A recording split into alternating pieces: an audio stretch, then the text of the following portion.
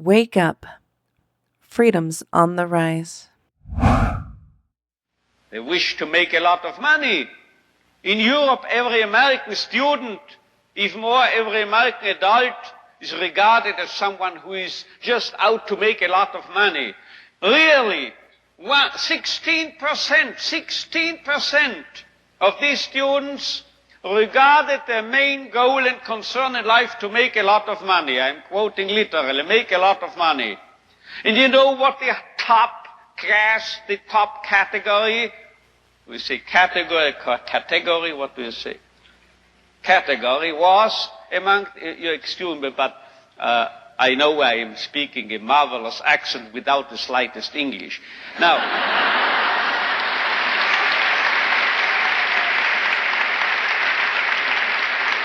you know what the top category was?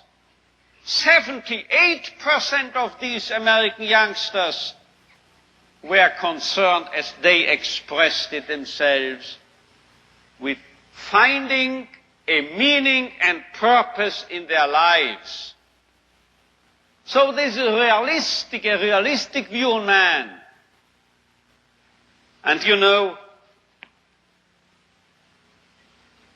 you won't believe it, gray hair, my age, I started taking flying lessons recently. Do you know what my flying instructor told me? If you are starting here, wish to get here, say east, heading for this, and you have a crosswind, you will drift and you will land here. So you have to do what we pilots call crabbing, he told me. C-R-A-B, crabbing. You have to head for north of this airfield, and you have to fly that way, you see, as if you headed in this direction. If you are heading here above this airfield, then you will actually land here. But if you head for here, you are landing here. This holds also for man, I would say. If we take man as he really is, we make him worse. But if we overestimate him,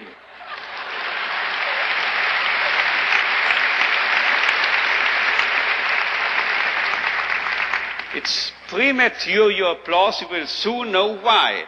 If we seem to be idealists and are overestimating, overrating man, and looking at him that high, here above, you know what happens? We promote him to what he really can be. So we have to be idealists in a way, because then we'll wind up as the real realists. And you know who has said this? If we take man as he is, we make him worse. But if we take man as he should be, we make him capable of becoming what he can be. This was not my flight instructor, this was not me, this was Goethe. He said this verbally. And now you will understand why I, in one of my writings, once said, this is the most apt maxim and motto for any psychotherapeutic activity. So if you don't recognize a young man's will to meaning, man's search for meaning, you make him worse, you make him dull, you make him frustrated, you still add and contribute to his frustration. While if you presuppose in this man, even in this so-called criminal or juvenile delinquent or drug abuse and so forth, there must be a what we call spark, a spark of search for meaning. Let's recognize this. Let's presuppose it. And then you will elicit it from him, and you will make him become what he in principle is capable of becoming.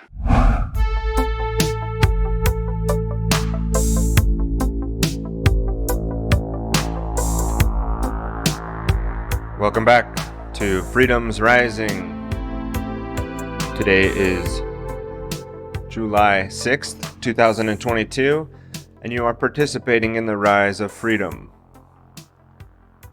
We are freeing more minds with Freedom's Rising today here in the Freedom's Rising studios at the tylerbloyer.com live streams, audio feeds. No, we're not. We're not doing it live. Again, we don't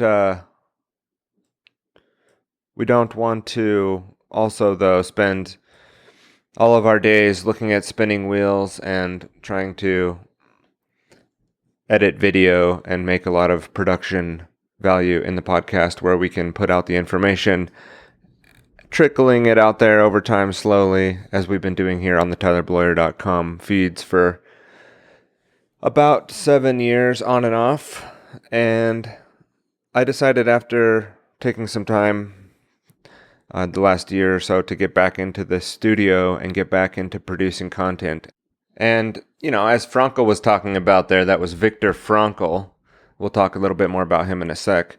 As he was talking about there was the search for meaning and the pursuit of happiness. That's actually a site you can find his work at, is The Pursuit of Happiness. And that book that he was most famous for was The Search for Meaning, I think it was.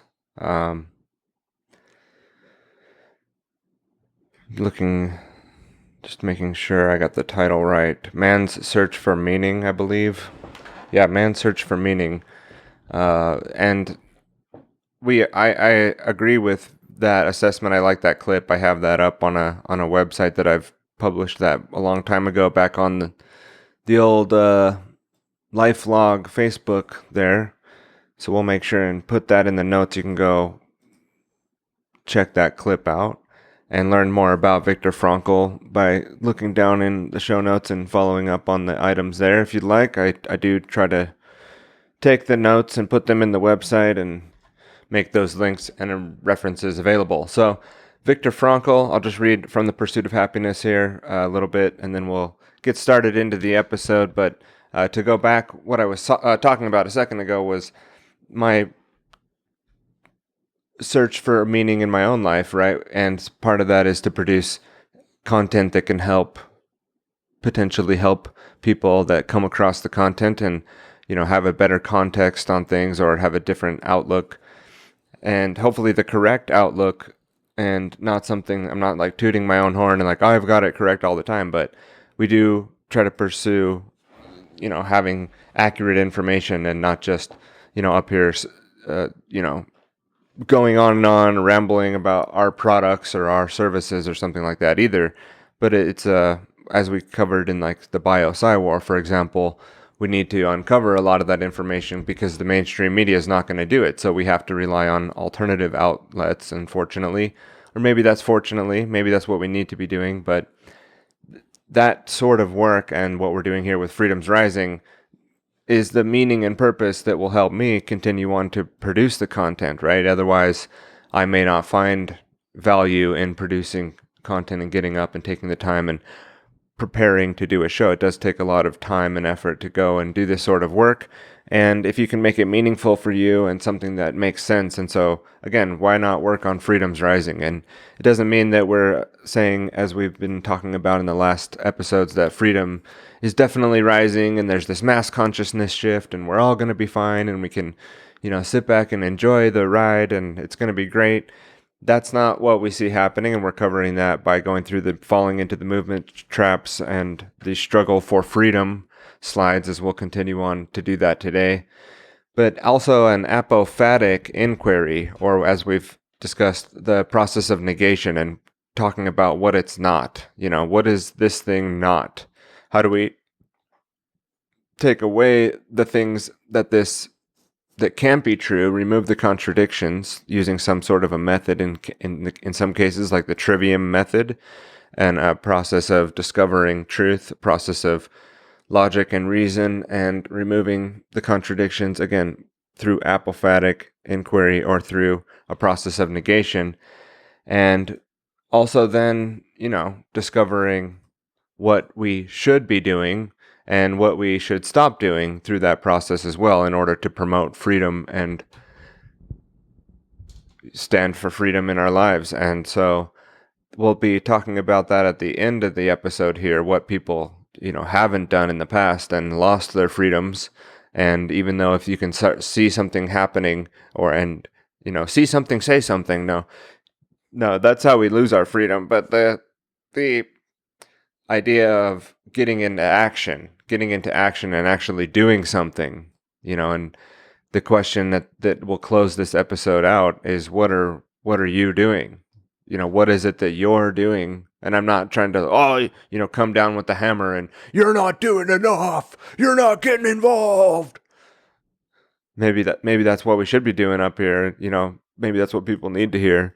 But the question of can we do something, and are we doing something about it? Are we doing something about the loss of our freedoms, or are we just going to let it happen? Are we just going to let freedom die and think that we're free? And that's what the book that we'll be exiting this episode with is a book titled They Thought They Were Free, and I'll be allowing a pinch hitter that we'll discuss to bring in and do that reading. Some of you might already know what I'm talking about, but we won't spoil it here, and we'll move forward. Today, one of the things that we're going to do, let me just turn that off. There's no reason for that phone alarm to be that loud. Hopefully the fan in the background in the studio here isn't getting into the mic too much either. It's been warm lately. It makes it harder to sit down and record and go over my thoughts and do that when you're in a stifling room with all these computers and equipment too. So hopefully that's not coming through too badly there. But we're going to continue on now with the struggle for freedom. Again, you can find this show posted at freedomsrising.live as well as tylerbloyer.com and all the various media outlets. We're on a lot of places that you can be found. It shouldn't be an issue of finding a player that can follow the show and listen along with the episodes as they come out. And we appreciate, helping grow the show. If you can, share this out to help get people back into the swing. Once you do take a time off, I had more listeners, it seems like, or maybe it was more interesting content doing the bio-sci war. I don't know. But we're going to, like I said, we'll be getting back into that information, and they will be put down here in the feed, not through the Freedoms Rising series, but we'll get back to producing more bio-sci war. There's a lot that needs to be discussed, and obviously these short episodes that we've been putting out aren't enough to cover it all, but that's again why with the frequency it helps to keep up with things if we can get back into the saddle of this production machinery. And thank you for participating in Freedoms Rising up to this point. So the slide that we're going to start with today is from Charles Bukowski, and it's a quote. Most of these slides are quotes, and they can be found with the downloads or with the post on the website. You can actually find a link, and I'll zip up the slides to save on the bandwidth. I don't want to embed all the slides in each episode, because then as people go to navigate there's just more bandwidth used, and if they want the slides, they'll be in a zip folder for each episode. And as well as going back to the Struggle for Freedom presentation, you can also find the slides there and have them all at once. That's also on the site, the Struggle for Freedom. If you're looking for the slides and don't want to go to each of these Freedoms Rising episodes where the slides are chunked into that post on what section of the post of the slides that we covered. And this person was an American poet, a novelist, and a short story writer. He says, "I see men assassinated around me every day. I walk through rooms of the dead, streets of the dead, cities of the dead, men without eyes, men without voices, men with manufactured feelings and standard reactions, men with newspaper brains, television souls, and high school ideas."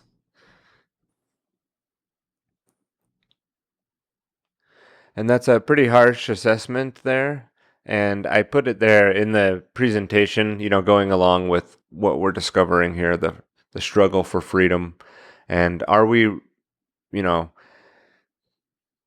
I think that's an honest and rough assessment of, seeing this sort of darkness that we have on our planet, and people that really don't, have their own thoughts, that they don't really, have a soul, like he said. And then they have high school ideas and manufactured feelings and standard reactions. This is this is the mainstream. This is the masses, right? This is what we see. We don't see people that are able to critically think about things. We see people that believe what they're told, as long as it's coming from the authorities, right? And they're willing to obey the authority figures as long as they can avoid, falling out of the mainstream and going along with the main narrative. And these people that's really like a soulless golem, right? And the Walking Dead is a great allegory of the zombie herd. The Walking Dead is the asleep people, the people that are unwilling. It's not just that they're unwilling to investigate things. I think I simplify it just to sort of, continue with my talk track here on freedom and the loss of freedom. But it's not just that the person's just unwilling, to go to look into that thing. No, it's a lot more complex than that. Our society has molded and developed people, and not just through our own will, but then you have the outside forces. You have the Rockefeller, Carnegie, Bill and Melinda Gates endowments, right? You have these NGOs as we discussed there, the Bill and Melinda Gates Foundation, the Carnegies, the Rockefellers. They have heavily influenced public education, and not just them and those organizations. And like I said, it's not just that people are unwilling to look into information. I think in some cases they would be willing, but we've been molded and taught and created into this sort of unthinking, authority believing, lazy, apathetic species who, it's all very compartmentalized as well, and it's a lot to unpack. There's a lot of nuance and subtleties to it. But so we're not just ripping on people are shitty and that's how it is, but those are results of the way that our society operates and the way that we raise our children, the way that we're brought up to believe certain things. And the worldview is more of what we're talking about here. And a worldview is what we're up against, not just, like I said, people are unwilling to look at the information. And that's definitely true, but it's also what we've been discussing in the last few episodes, is that you have a worldview paradigm that you're up against as well with people. And they may not even understand that they're the lack of freedom, or that freedom is being destroyed. And they're like, our rights and my constitution isn't being looked after. The Constitution doesn't apply to you, and unfortunately, we've been under martial law, or also, you're not the people in the We the People. That's talking about, the sophisticated society, the Congress, those people. They're the ones that are protected, right? But we don't want to get into that. But to think, again, that's a fallacy, anyways. That the Constitution itself needs to be there for us to have our rights. And the Declaration of Independence really wasn't alluding to some big form of federal government that would arise, and that we need to have these central authorities and central governments ruling over all the United States.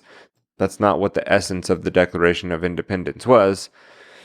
Anyhow, so the next slide is also in the same vein, and it's something that I sort of got from Michael Tessarion's realm of slides and information that he's put out there. It's not really attributed to anyone. It's more of a meme, and it shows a person, in a prison cell essentially, and they're holding their head, and it says, "I'm afraid of what other people might say, do, and think." And that's the enslaved. So again, it's not just, they're unwilling to look into it, or I gave them the facts and they just don't believe me. They have their own facts.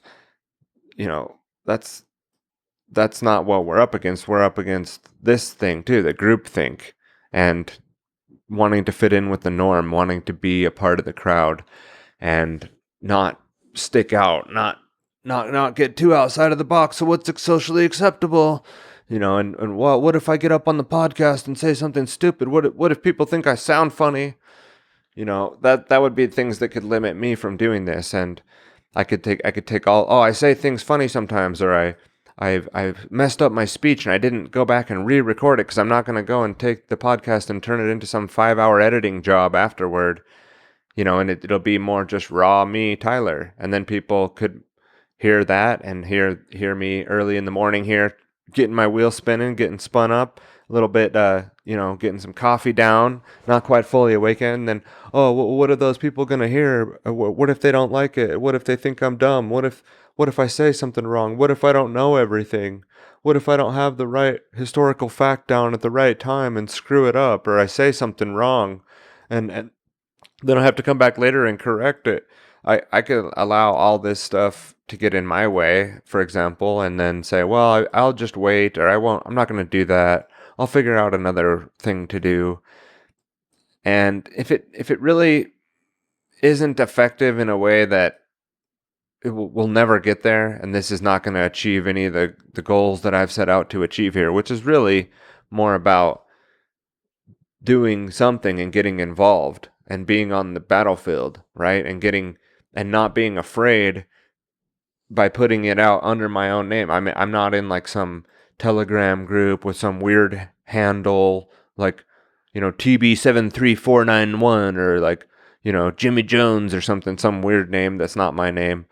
And I put the work out under my own name, tylerbloyer.com, and if you go to a real search engine algorithm like DuckDuckGo or something and search for me, you'll get different results than on Google.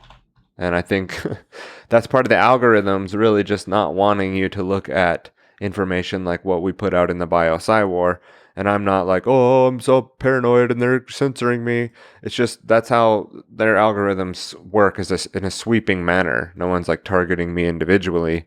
If you go to Google and search, you're going to find that there's this other Tyler Bloyer who was involved in sports and, like 6 years ago or 7 years ago, and that's the top thing, right? But if you go to DuckDuckGo and search, you'll get different results and just, but anyway, if I was worried and concerned about even stuff like that, I could be like the person in this slide. I'm afraid, where the person says, I'm afraid of what other people might say, do, and think.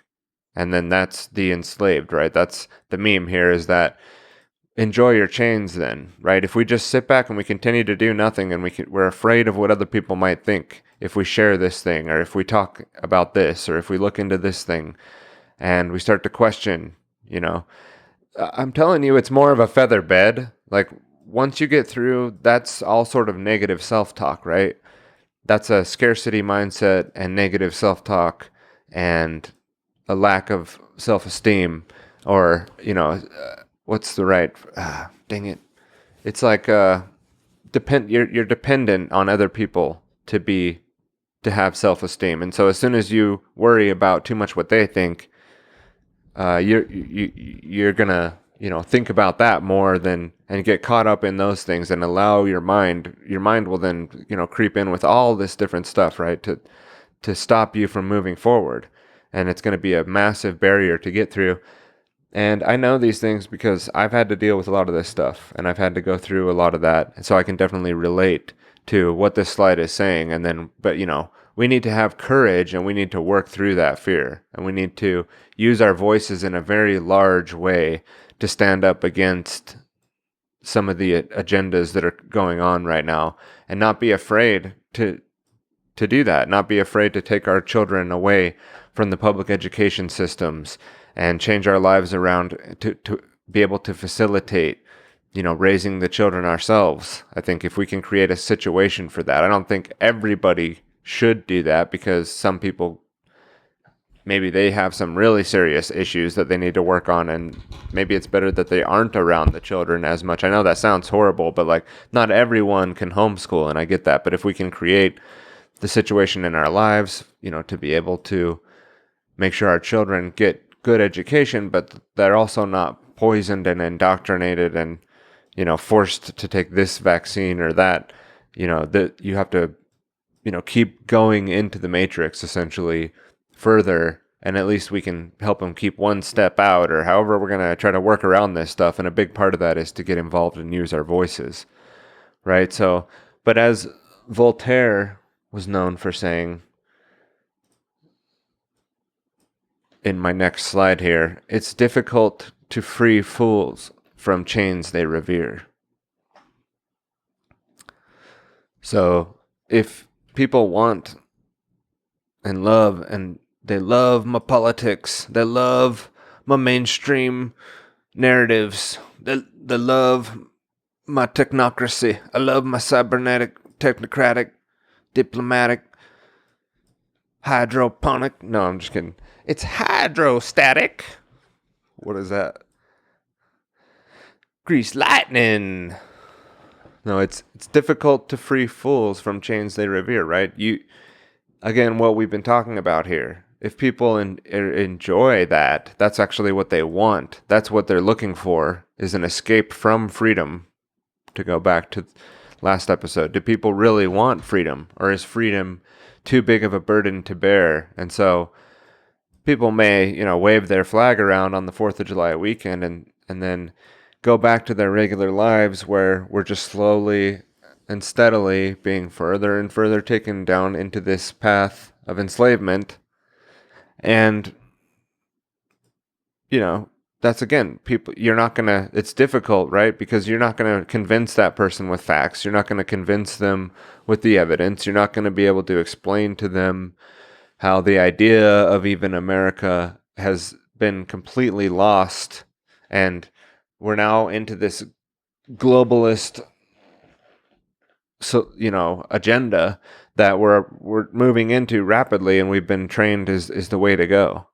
At least in my generation, right? The world is at risk, and we need the United Nations to come and help us solve the global warming problems. Like, these are Trojan horses. These are tools to get into our heads, to get into our systems of government. And I definitely don't categorize myself who's under the American government and someone I'm more of like a dissident, right? Although I haven't found my way out of all the chains and all the matrices and completely freed myself 100% out of the matrices. And don't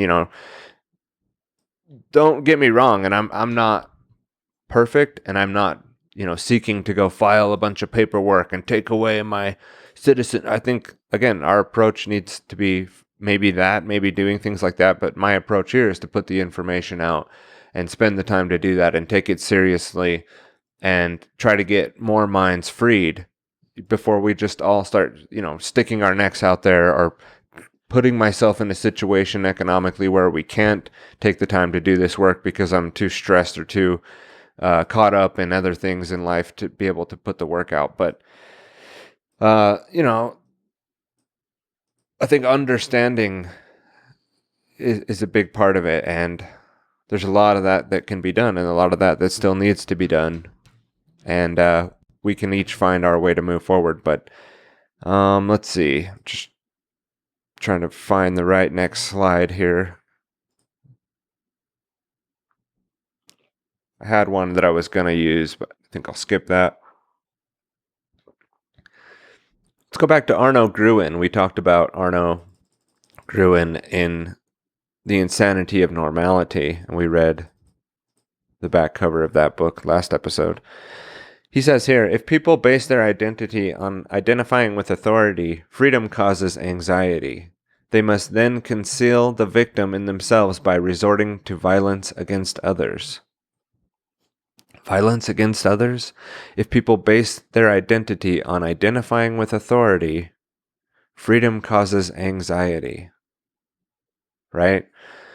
This is a very deep take on what we're talking about, is this master-slave dynamic. And also, if you look at something like the Milgram experiment, right, or the Stanford prison experiment, I know those are bantied around, and the Milgram experiment, and if the Rothschilds and the Federal Reserve Bank and the Rockefellers and the Milgram experiment and the creature from Jekyll Island. No, Like, right, but so the Milgram experiment often gets tossed around, but some people still, they are new to the information. They don't know what the Milgram experiment is. We're not going to go in depth here, but what it basically showed uh, in the Milgram experiments was that people would obey authority as long as authority figure were telling them what to do. In this case, it was a man in a white lab coat who was like a scientific authority. He wasn't even like, like a lawful authority or whatever. He wasn't like a sheriff or someone high up in government telling this person what to do. It was just a scientist, and probably was more just an actor, because in this case, the experiment was the people would come in. They didn't know they were in an experiment. They were doing well. I mean, in an experiment of that type, they thought they were doing a study with someone who had to answer questions, and they would get shocked if they got the question wrong, and they had to push the button, and it was actually harming the person that was being shocked behind, in the other room, and it was just a recording. They weren't really shocking this person, but the people would keep going as long as the scientist standing there with, his clipboard would say that the experiment must continue. The experiment must move on. We must move forward with the experiment. Even if the recording, when they would shock the person was like, "Oh, I don't want to do this anymore. I want to stop." And it was some high percentage, like above 70% of people or 80% would continue on harming the person on the other side, even to the point where it wasn't clear if the person was okay, and they might have had some like major medical issue, and they would continue. So the person on the other side could have been dead, and as long as the experimenter would say, "Go ahead and please continue," they would continue to do that. And that's what Arno, I think, in the context of his book and his works, and also what he's saying there is that, you know, the authority will be identified with, and then even, in the case of democracy, you have the masses sort of getting their way against the people that lost the vote, right? Or that however the representative process worked and a law gets passed, and now we enforce our will on others. Or something like, going and invading Iraq with all the, as long as we were being told what the solution was to these weapons of mass destruction, or in the first invasion, with the babies in the incubators, right, in Desert Storm, or the weapons of mass destruction, the anthrax, and all the propaganda around the time that got us to invade Iraq. And that was kind of linked into 9/11 somehow. And then it was like the terrorists in the Middle East, and the Osama bin Laden, the CIA asset, and um, we will, as long as the Big Daddy's going to take care of this terrorist problem for us, then let's go ahead and do that. That's one obvious form. But then there's also just the, the self-mutilation, right? The self-hatred, and then also wanting that in a way for others. Like, I'm being a good little Karen and wearing my mask, and now I'm going to make other people do it. We saw a lot of that, right, during the COVID, and even still, that the vaccines, and people feeling so proud that they're implementing the solution and following along with what the authority figures are telling them to do, that now they're just more willing than ever to come and enforce that on you too, right? And they love it. They love to be able to chase you down the hallway in the gas station, right, or the grocery store, and make sure that you have your mask on. And they'll do this with the vaccines too, right? In the workplace or other places, like they've gone and followed it. They're following all the rules and getting their vaccines and getting their gene therapies, right? That's what it really is. Getting their Moderna, their mod RNA on, and experimental vaccines or gene therapies that they don't even understand what they are or what they do or why we need a gene therapy, or how all these variants are involved in the original vaccine that we're going to give the children now, and how does that affect the Delta, right? And people think that this is like some kind of traditional vaccination, that they have no clue. They're just going to force that on themselves, obey the authority figures, do what they're told, and then also, turn around and happily participate in the programs and systems to continue rolling that out on to other people as well, right? And be so proud of it, and so like online, and oh, I got my vaccine, and aren't you gonna get your vaccine, or like again, this childish way of looking at people who question things as anti-vaxxers and just anti-scientific, and they don't just believe, well, you just believe the authorities. Like, if you actually go look at the data and look at the studies, it doesn't stop or prevent infection, and the risk of it is unknown in some cases because we don't have the data, and in other cases where we do have the data, it can be quite risky and cause a lot of problems with people. And then we want to start giving them to children, right? And trust that we have the information and we can move forward as long as the authority figures tell us that it's okay. Right? So that's what we're talking about there. Moving forward with the next slide, let's see if I can get through some of this. Looks like we might be able to make it through the slides. So I'm going to try to get through this. It says in the next slide, I have a couple that are like slides of, the masses and their 9/11 truth movements and their We Are the 99% Occupy movements. And even in those movements, we saw people really not understanding the problem fully, and, that could easily be manipulated when we see people in these large groups and movements. Again, there can be highly problematic, but it's Pythagoras, a quote attributed to Pythagoras here says, "No one is free who has not obtained the empire of himself. No man is free who cannot command himself." So again, going back to self-mastery, self-governance, right? A form of like internal monarchy and external anarchy, without rulers externally, talking in a, socio-political or even just in like human control fashion. Someone who obtained the empire of himself is a self-governing, motivated, can care for themselves, and also doesn't need the external rulership. It doesn't need anything from you either. It doesn't need anything from others, and also has no slaves below, right? So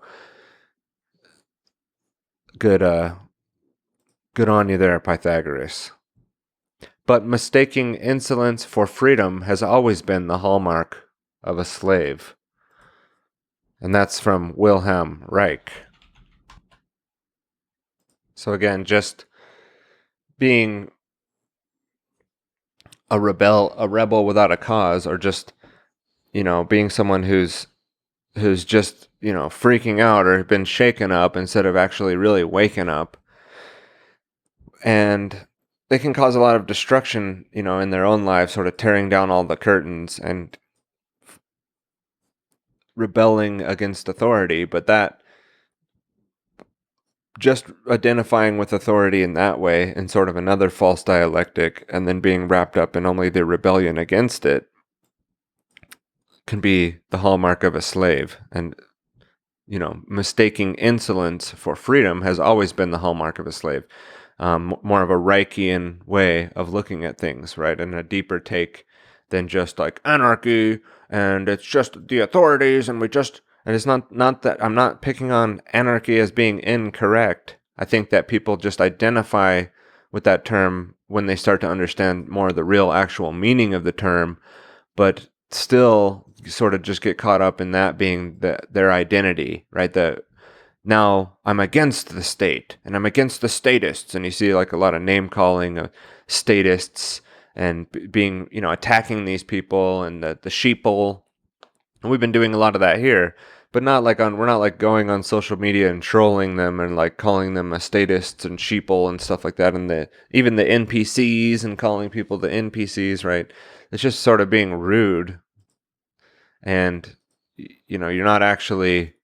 Now you've identified yourself as this person who's against everything that has to do with the state, which is, maybe that is correct, but that can't be your only identity. Like, that's not, then you just become the dialectical opposition to the state, which shouldn't exist in the first place, and in the forms and fashions that it does, especially in the modern day or even throughout time. I mean, it's always been a corrupt institution because it's based on lies and false beliefs that people carry out.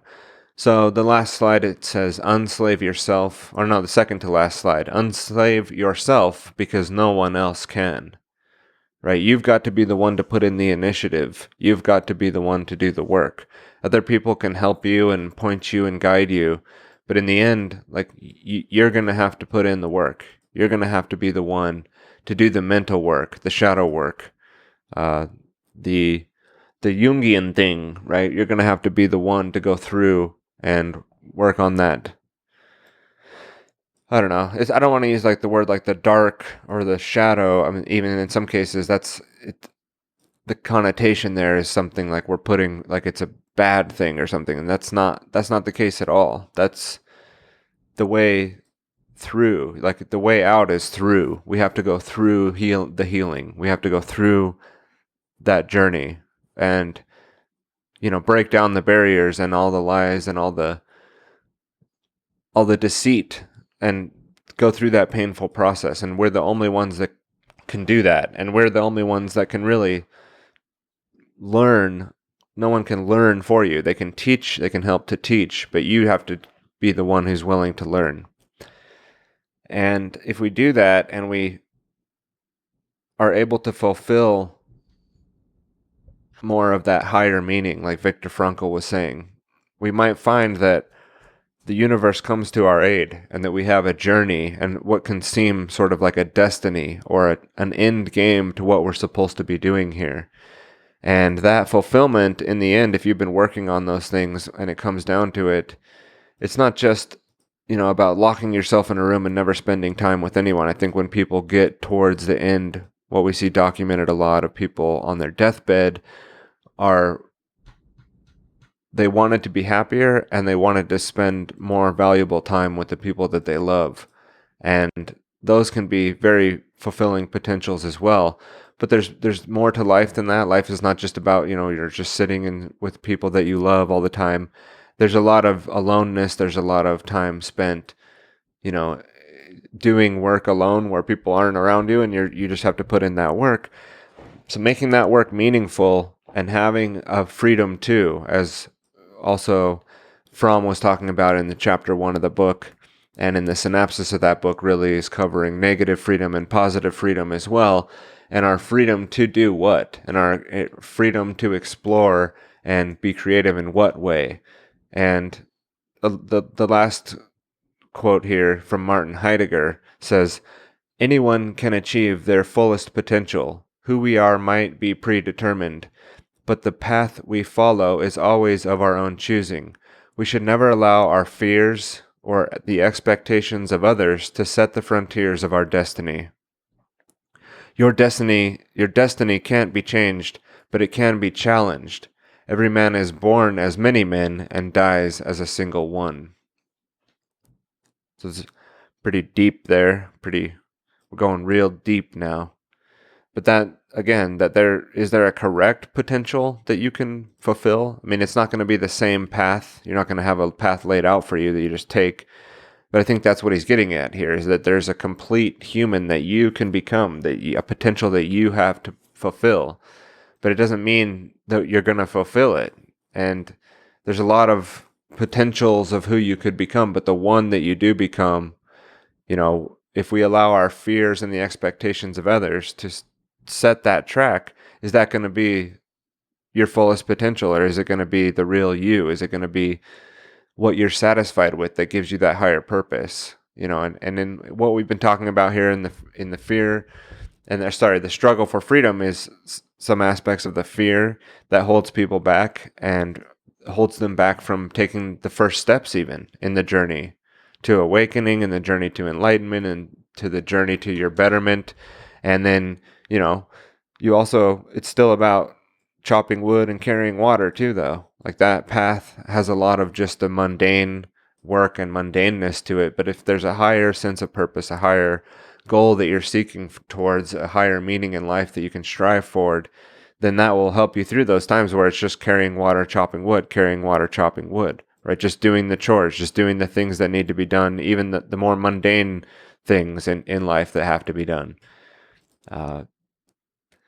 But if we get stuck in our fears and our negative self-talk and our low self-esteem in the way that we're worried to break away from what we've been taught, we're worried to go down that path, we're worried about what that might mean for us, it's threatening our worldview, and we allow those fears to control us, then we will end up not taking the proper actions when the proper actions need to be taken. We will not be in motion enough to take those actions. We will not be light enough in the sense that we can move around freely to be able to make those decisions and go along with the new information that's coming out, so that when the COVID-19 pandemic thing comes along, or the next big bad scary thing, we're able to take a step back and look at these things and review it from a more historical perspective, as far as how these things might hook in with the Anglo-American establishment, or how these things might hook in with the NGO think tanks, or the one world order, or the these other historical aspects that we've been definitely it's been not really obviously laid out for us in ways that only alternative researchers and alternative content producers have been able to put out, in ways that if we're too afraid to explore, that we'll never know. We're not going to know what we don't know. And we can live our lives being incorrect, right? We can be wrong, and then we'll see what we're going to close out here with, talking about the rise of Hitler and the people in Germany that some sense knew, or some sense went along with, or some sense were just overwhelmed and couldn't really do anything to stop it, and maybe they had some excuses, like Dave Emery will say, to not know and not look into things and not be able to stop it. But do we have that same excuse now? Do we in the modern day, or even with those historical examples, have the same excuse to give now to not do anything and just believe what we're told? We're too busy, we're too caught up with all the things we have to do in life to get on. We're not going to be able to take on all that other information, and it's too overwhelming, too crazy. And They Thought They Were Free is the book that we'll be reading from here. And the synopsis is that I'm going to read here from powells.com. It talks about the synopsis of the book, and it was first published in 1955. They Thought They Were Free is an eloquent and provocative examination of the development of fascism in Germany. Meyer S.'s book is a study of 10 Germans and their lives from 1933 to 45, based on interviews he conducted after the war when he lived in Germany. Meyer had a position as a research professor at the University of Frankfurt and lived in a nearby small Hessian town, which he distinguished with the name Krunenburg. These 10 men were not men of distinction, Meyer noted, but they had been members of the Nazi Party. Meyer wanted to discover what had made them Nazis. What happened here was the gradual habituation of the people, little by little, to being governed by surprise, to receiving decisions deliberated in secret, in believing that the situation was so complicated that the government had to act on information which the people could not understand, or so dangerous that even if people could understand it, it could not be released because of national security. And their sense of identification with Hitler, their trust in him, made it easier to widen this gap, and reassured those who would otherwise have warned about it. And that was from chapter 13, but then it was too late. That was like an excerpt here in the synopsis given on this website. And I think that actually overlaps with what we'll be hearing from Dave Emery, who reads the chapter in a much more seasoned and professional manner than even I need to practice on my readings out loud on the podcast. And when we do it live and we pull out the book cam and we have the books that we reference here live in the studio, it takes some practice to do that. So we're not going to do the reading today. We're going to allow Dave Emery to come in here as the pinch hitter If you're not aware of Dave Emery, I'll link to this presentation in archive.org. That's where a good place to find it, but also his website, and that website we were just talking about with the synopsis of the book, but also Dave Emery Archives, and you can find that on wfmu.org. And there's recent, the Oswald Institute of Virology series on the Ukraine war meets the Oswald Institute of Virology. I still have to catch up on that series, but there's just a tremendous, tremendous amount of work put out over the years by this individual, going way back, and you can find in the archives episodes going back to at least the year 2000, and I think that there's even ways to find Dave's work online going back even before that. So make sure and support Dave Emery's work, or start checking it out. Go reference the materials that he's put out there over the years are tremendous in the fight and the anti-fascist information that he's been able to provide, and the dangers of fascism. And he's definitely got a darker look now at the world and how things are happening now. I mean, he's been saying out there publicly that he basically sees us in the end times, not like, oh, it's going to happen next month, but whether it happens now or in the next 20 years, that we're in a slow decline and moving into a much more rapid decline of society, into a sort of collapse and maybe even an extinction of the species, as we sort of kind of blow ourselves up in this, new circus with all the confettis and spinning wheels and flashing lights as well, though. So it's an exciting apocalypse, if that's correct. There's a lot of fun things and exciting things happening here in this apocalypse. It's definitely interesting times. But let's go look back. Let's look back at what happened with the rise of Hitler, and let the episode close out with that, and then we'll see you guys back here at Freedom's Rising and the TylerBloyer.com show, and in the Freedom's Rising studios, where we're freeing more minds with Freedom's Rising. And you can check out the 24/7 live stream playing there at freedomsrising.live, and we'll see you guys back here next time. Have a good one. Because the subject material of One Step Beyond is fascism, and the focus of the program is fascism, international fascism, and the U.S. national security establishment, and because it is my considered opinion at this stage of the game that we are going down the very same road that Italy and Germany went down. In fact, that's been my considered opinion for about 25 years. I've been saying that on the air for 15 years plus. When I began saying this, unfortunately, an awful lot of people looked at me like I had a penis growing out of my head. They did not want to hear about it. That was their reaction. I have a lot of people now that have hung in there over the years who say, 10 years ago I listened to you and I thought you were nuts. Now I see what it is that you were talking about. Well, it is to be hoped, I guess the saying better late than never applies in that context. It is to be hoped that enough people can get busy, enough people will become active, enough people will wake up to prevent a catastrophe. This is something that I read on the air periodically to allow people the opportunity to measure the extent of the society's descent into fascism.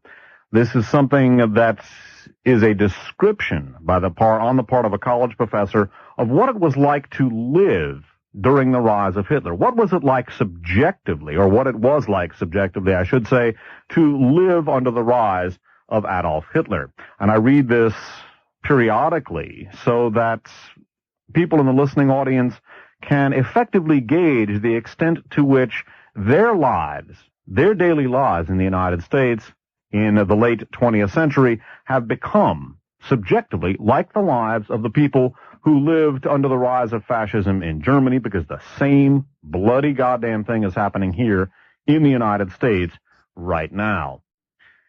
If people in Weimar Germany and in the early years of the Hitler regime had a resource like this program, perhaps the tragedies of Hitler's Germany might have been averted, but unfortunately they did not.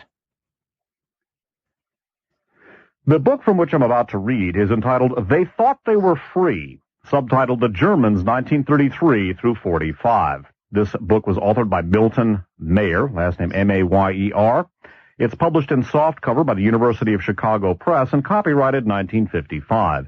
It is, as I said, a series of interviews with people who had lived during the rise of Hitler. Some of them were supportive of Hitler. Some of them were opposed to Hitler. Some of them were initially opposed to Hitler and then it became co-opted. And in a chapter, appropriately and ironically enough, chapter 13, a chapter entitled, But Then It Was Too Late, a college professor who was opposed to Adolf Hitler from the beginning, but who eventually went along with the program, who eventually became comfortable, who eventually became assimilated into the growing Nazi culture and Nazi society, relates his experiences, his subjective experience of what it was like to view the rise of Hitler. And I think that many members of the listening audience will recognize parts of themselves, parts of the society they live in, parts of the society that they are about to be living in as they listen to this chilling account. In this chapter, again chapter 13 entitled But Then It Was Too Late, Milton Mayer interviews this college professor. And the chapter begins, quote, "What no one seemed to notice," said a colleague of mine, a philologist, again quoting, "was the ever-widening gap after 1933 between the government and the people. Just think how very wide this gap was to begin with here in Germany, and it became always wider. You know, it doesn't make people close to their government to be told that this is a people's government, a true democracy, or to be enrolled in civilian defense, or even to vote. All this has little, really nothing to do with knowing one is governing. What happened here was the gradual habituation of the people, little by little, to being governed by surprise, to receiving decisions deliberated in secret, to believing that the situation was so complicated that the government had to act on information which the people could not understand, or so dangerous that even if the people could understand it, it could not be released because of national security." Let me pause for just a minute. How many things have you heard explained by the U.S. government as necessarily being kept secret because of, quote, national security, unquote? Well, the society being described here is not the America of Richard Nixon, or is it? It's not the America of Ronald Reagan and George Bush, or is it? This is Germany under Hitler, wasn't it? One more time. What happened here was the gradual habituation of the people, little by little, to being governed by surprise, to receiving decisions deliberated in secret, to believing that the situation was so complicated that the government had to act on information which the people could not understand, or so dangerous that even if the people could understand it, it could not be released because of national security. And their sense of identification with Hitler, their trust in him, made it easier to widen this gap and reassured those who would otherwise have worried about it. Interrupting again, think about Ronald Reagan, think about Smilin' Ronnie and all of the horrible, horrible things he did, but people bought it because Ronald Reagan basically came across as your good old Uncle Al, and he'd get up there and he'd hold out, he'd kind of cock his head to the side and say, "Well, gee, I realize that this is illegal and unconstitutional and a lot of people died, but what the heck, I can't really go into my description of it because of national security," and so on and so forth. Once again, and their sense of identification with reading once again from They Thought They Were Free, and their sense of identification with Hitler, their trust in him, made it easier to widen this gap and reassure those who would otherwise have worried about it. This separation of government from people, this widening of the gap took place so gradually and so insensibly, each step disguised, perhaps not even intentionally, as a temporary emergency measure or associated with true patriotic allegiance or with real social purposes. And all the crises and reforms, real reforms too, so occupied the people that they did not see the slow motion underneath of the whole process of government growing remoter and remoter. You will understand me when I say that my middle-high German was my life. By the way, he was obviously a professor of German. Continuing, It was all I cared about. I was a scholar, a specialist. Then suddenly I was plunged into all the new activity as the university was drawn into the new situation.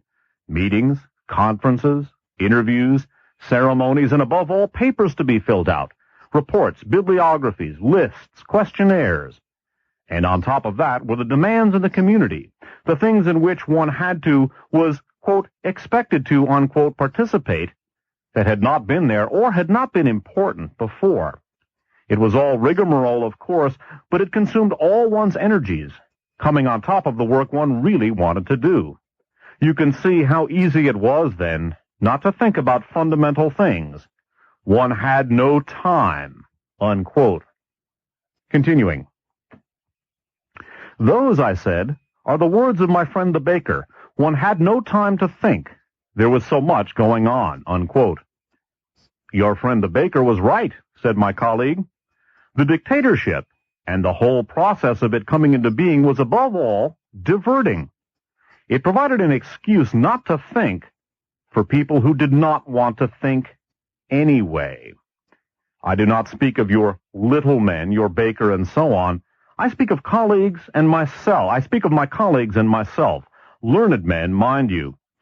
Most of us did not want to think about fundamental things, and never had. There was no need to. Nazism gave us some dreadful, fundamental things to think about. We were decent people, and kept us so busy with continuous changes and crises and so fascinated, yes, fascinated by the machinations of the, quote, national enemies, unquote, without and within, that we had no time to think about these dreadful things that were growing, little by little, all around us. Unconsciously, I suppose, we were grateful. Who wants to think? Interrupting again, just think about how many people you know who don't really want to think, and so they really don't think. They just go ahead and participate in the things that everyone is, quote, expected, unquote, to do. Continuing. To live in this process is absolutely not to be able to notice it. Please try to believe me, unless one has a much greater degree of political awareness, acuity than most of us had ever had occasion to develop. Each step was so small, so inconsequential, so well explained or on occasion, quote, regretted, unquote, that unless one were detached from the whole process from the beginning, unless one understood what the whole thing was in principle, what all these, quote, little measures, unquote, that no, quote, patriotic German, unquote, could resent must someday lead to, one no more saw it developing from day to day than a farmer in his field sees the corn growing. One day, it is over his head. How is this to be avoided among ordinary men, even highly educated ordinary men? Frankly, I do not know. I do not see even now. Many, many times since it all happened, I have pondered that pair of great maxims, Principis obstan finem respice, resist the beginnings and consider the end. But one must foresee the end in order to resist or even see the beginnings. One must foresee the end clearly. And certainly, how is this to be done by ordinary men or even by extraordinary men? Things might have changed here before they went as far as they did. They didn't, but they might have. And everyone counts on that might. Continuing with, they thought they were free. Your little men, your Nazi friends, were not against National Socialism in principle. Men like me who were are the greater offenders, not because we knew better, that would be too much to say, but because we sensed better. Pastor Niemöller spoke for the thousands and thousands of men like me when he spoke, too modestly of himself, and said that when the Nazis attacked the communists, he was a little uneasy, but after all, he was not a communist, and so he did nothing. And then they attacked the socialists, and he was a little uneasier, but still he was not a socialist, and he did nothing. And then the schools, the press, the Jews, and so on, and he was always uneasier, but still he did nothing. And then they attacked the church, and he was a churchman, and he did something, but then it was too late, unquote. Yes, I said. You see, my colleague went on, one doesn't see exactly where or how to move. Believe me, this is true. Each act, each occasion is worse than the last, but only a little worse. You wait for the next and the next. You wait for one great shocking occasion, thinking that others, when such a shock comes, will join with you in resisting somehow. You don't want to act or even talk alone. You don't want to, quote, go out of your way to make trouble, unquote. Why not? Well, you are not in the habit of doing it, and it is not just fear of standing alone that restrains you. It is also genuine uncertainty. Uncertainty is a very important factor, and instead of decreasing as time goes on, it grows. Outside in the streets, in the general community, everyone, quote unquote, is happy. One hears no protest and certainly sees none. You know, in France or Italy, there would be slogans against the government painted on walls and fences. In Germany, outside the great cities, perhaps, there is not even this. In the university community, in your own community, you speak privately to your colleagues, some of whom certainly feel as you do. But what do they say? They say, it's not so bad, or you're seeing things, or you're an alarmist, unquote. Or, as one hears in my field, you're paranoid, or you're a conspiracy theorist, quote unquote. Last couple of sentences again. In the university community, in your own community, you speak privately to your colleagues, some of whom certainly feel as you do. But what do they say? They say, it's not so bad, or you're seeing things, or you're an alarmist. And you are an alarmist. You are saying that this must lead to this, and you can't prove it. These are the beginnings, yes, but how do you know for sure when you don't know the end? And how do you know or even surmise the end? Interrupting, we now have the lesson of history, and so as we hear these words describing the German experience of 1933 through 45, we are in a position now to know the end. We do not have the excuse that this professor had. Continuing, on the one hand, your enemies, the law, the regime, the party, intimidate you. On the other, your colleagues pooh-pooh you as pessimistic or even neurotic. Again, interrupting, you're paranoid, or you're a conspiracy theorist, or I don't believe in conspiracy theories. How do you know for sure when you don't know the end? Continuing. On the other, your colleagues pooh-pooh you as pessimistic or even neurotic. You are left with your close friends who are naturally people who have always thought as you have. But your friends are fewer now. Some have drifted off somewhere or submerged themselves in their work. You no longer see as many as you did at meetings or gatherings. Step B, why should you at step C? And so on to step D. Continuing. And one day, too late, your principles, if you were ever sensible of them, all rush in upon you. The burden of self-deception has grown too heavy, and some minor incident, in my case my little boy, hardly more than a baby, saying, "Jew swine," collapses it all at once, and you see that everything has changed, and changed completely under your nose. The world you live in, your nation, your people, is not the world you were born in at all. The forms are all there, all untouched, all reassuring. The houses, the jobs, the shops, the meal times, the visits, the concerts, the cinema, the holidays. But the spirit, which you never noticed because you made the lifelong mistake of identifying it with the forms, is changed. Now you live in a world of hate and fear, and the people who hate and fear do not even know it themselves. When everyone is transformed, no one is transformed. Now you live in a system which rules without responsibility even to God. The system itself could not have intended this in the beginning, but in order to sustain itself, it was compelled to go all the way. You have gone almost all the way yourself. Life is a continuing process, a flow, not a succession of acts and events at all. It has flowed to a new level, carrying you with it without any effort on your part. On this new level you live. You have been living more comfortably every day with new morals, new principles. You have accepted things you would not have accepted 5 years ago, a year ago, things that your father, even in Germany, could not have imagined. Suddenly it all comes down all at once. You see what you are, what you have done, or, more accurately, what you haven't done. For that was all that was required of most of us, that we do nothing. Unquote. Well, that sense applies to every member of the listening audience. Are you going to do something, or are you not going to do something? To be or not to be, as Hamlet said in the play by the same name.